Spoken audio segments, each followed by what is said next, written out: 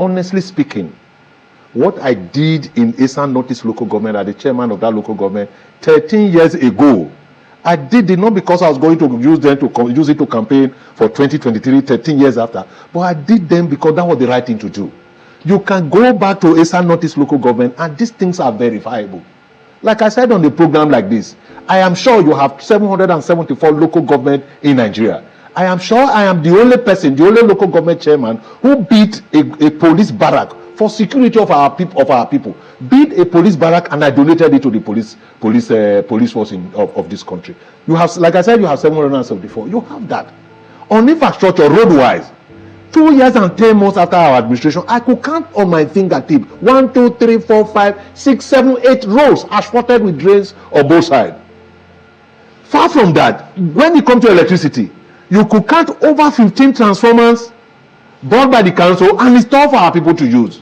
On issues of health, we did not stop. I did not just stop at building health centers or managing health centers. I went beyond managing the health center belonging to the local government, and I went into the general hospital in Uromi. Within that same period of 2 years and 10 months, there was only one doctor available to the general hospital employed by the state government. What did I do as the local government chairman? I approached the NYC officials in Benin and I they gave me 2 doctors. My God. Not be waiting some governors say they campaign after 8 years. Waiting. Who's the man that is contesting for governor of to recontesting for governor of Imo State now? Do not even have this antecedent, do not even have these records of the things he has done. That's what somebody did as a local government council chairman, local council authority, 941 years ago. I stumbled upon this interview, right? Of course, you know by now that I'm a sucker for driving excellence and quality leadership. So I've known John Yakubu for a while, I've been following him. So I saw this interview and I was really impressed. I looked at it and I said, wow, this is mind-blowing. I'm sure the current governor of Edo State should have somebody like this. If somebody even said that the governor should resign and allow Yakubu continue his tenure before we go talk about election. I understand the dynamics of our current political terrain with all that happened in the last general election. So we are putting our eyes down to see what's happening in Imo, Kogi, and Bayelsa. But that must be said, though people, you've got a treasure in John Yakubu. I'm quite impressed with him. He sounds like somebody who understands what he wants to do. This state is currently in need of a homeboy. And I've said that repeatedly. One of the challenges we have with this current government is that the government is running an aesthetics value. It's a technocratic government. It's running without understanding of what the people want and suiting to deliver what they think they want. Consulting with themselves and not asking the people. Never. And I can say that without fear of favor. So someone like John Yakubu seems to have that kind of pedigree of being homely. And look at what he said, a couple of things that he did deliver as local government chairman of Eastern Northeast. Seems to be that person. And then if we must challenge the Bola Ahmed Tinubu factor, where democracy is going to be sold and bought with INEC, then we need somebody like a homeboy like this who understands what to do and the people can support. I don't care about party. The 2024 general election for Edo State, global elections for Edo State, it will not be about party. It will be clearly about principles and values, capacity, credibility, competency, and of course, commitment to delivering good to the state. We have sacrificed so much quality leadership and excellent governance on the basis of party, tribes, and all that. I don't care about this agenda.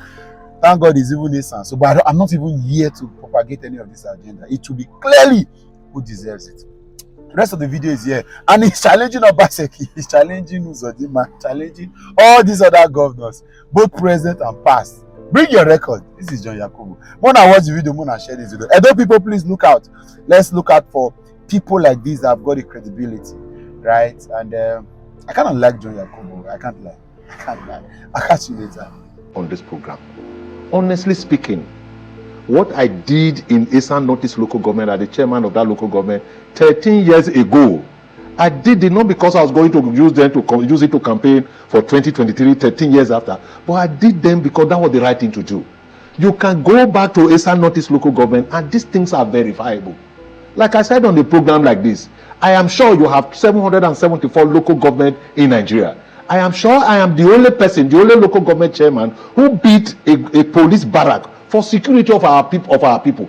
Build a police barrack, and I donated it to the police force of this country. You have, like I said, you have 774. You have that. On infrastructure, road-wise, 2 years and 10 months after our administration, I could count on my fingertip 1, 2, 3, 4, 5, 6, 7, 8 roads asphalted with drains on both sides. Far from that, when it comes to electricity, you could count over 15 transformers bought by the council and installed for our people to use. You will then come to Eastern Northeast local government today. The council quarter, before I was elected as the council chairman, Sonny Duke, the council was on a rented apartment. The chairman of the council was on a rented apartment. The secretary and what have you. And when I got to the local council, I said, look, we can't be here with the little resources available, and we're paying so much money for rented apartment for staff and workers to stay. Within that space of 2 years and 10 months, I built a staff quarter.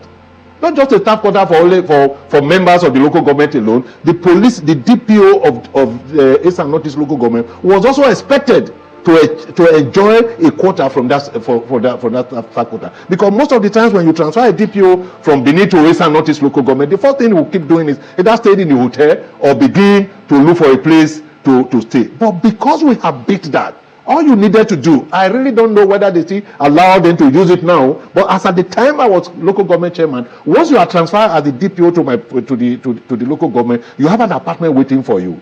On issues of health, I did not just stop at building health centers or managing health centers. I went beyond managing the health center belonging to the local government, and I went into the general hospital in Urumi. Within that same period of 2 years and 10 months, there was only one doctor available to the general hospital employed by the state government. What did I do as the local government chairman? I approached the NYC officials in Benin, and they gave me 2 doctors, which we pay, rendered an accommodation for them, and for the period I was chairman of that council, those doctors were there administering healthcare to my people in the Eastern Northeast local government. So when you begin to ask me of what we did while I was chairman, it is not for me to come to the television station here to begin to enumerate them. It is for my people in the Eastern Northeast local government, Urumi, who are there on a daily basis, there to verify those programs and tell you and say, yes, the police station itself was brought down before I assumed office as the chairman of the local government. You can go there and check the model police station that I built there within a period of 8 months,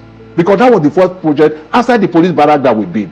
So what we did as local government chairman, what I provided as local government chairman, I did not do them because I was going to use them to campaign 13 years after. No, I did them because that was the right thing to do. It is in that regard that I speak to Edo people. It is in that regard that I tell Edo people, given the opportunity, nominated by my party and voted for by Edo people, we're going to repeat exactly, or if not more, spending Edo people's money for the benefit of Edo people.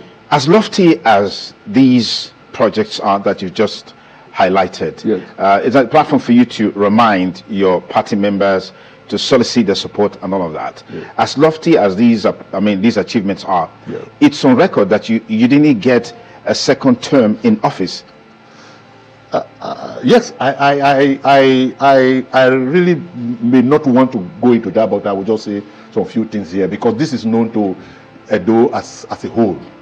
Everybody, that in 2013, when I contested to have a second term in office as the local government chairman, that election was conducted 3 times.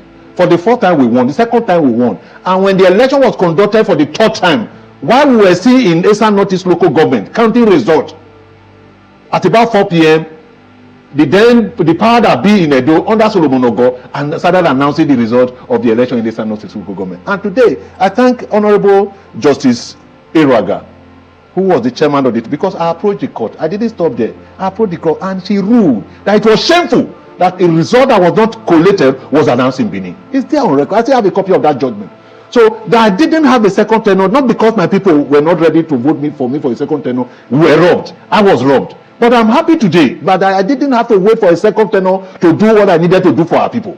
If it was only 2 years that we had, that 2 years and 10 months was enough for me today to begin to go back and tell you, go back to the same local government, and those projects are there for you to verify. If after 13 years, not a single road has been added to the level that I tried and asphalted and with drains, if for 13 years all the chairmen we've had added just one, I'm sure by today we'll have 13 asphalted roads in Eastern Northeast local government. Because whatever you have, money available to whether state or local government, it is meant for you to develop the local government and not for your personal aggrandizement. Okay.